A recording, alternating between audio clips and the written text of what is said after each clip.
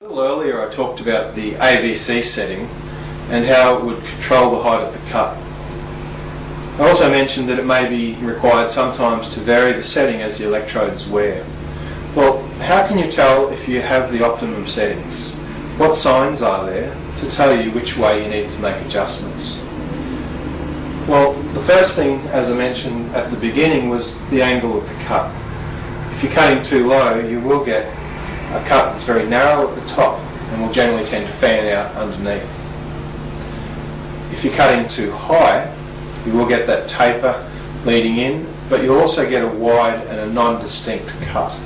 So the height of the cut is a very critical factor.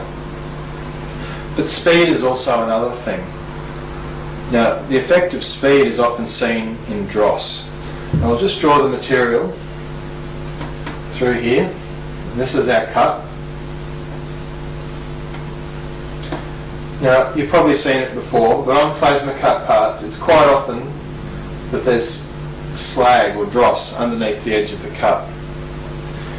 Now, if this dross is fairly large, but quite flaky, in fact, quite often you can put your fingernail under it and just flick it off. If you were to drop the part on cement, often a good percentage of the dross would just simply fly off due to the shock. Now, this is what's known as low-speed dross, and it's by far the preferable form of dross. But you'll notice as you increase the speed, this dross will actually reduce until, ideally, you get a nice clean cut with no dross and no build-up.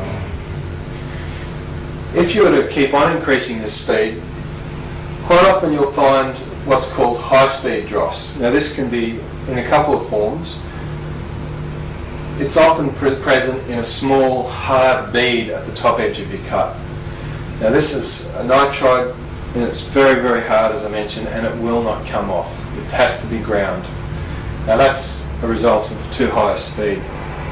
Unfortunately, high-speed dross can also take the form of a hard dross on the bottom edge, but you'll notice that it doesn't come off easily, and that's how you can tell if it's low-speed or high-speed dross.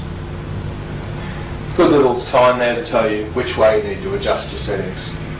Don't be afraid to experiment, because sometimes good results can be gained by going way outside what you feel are the normal limits.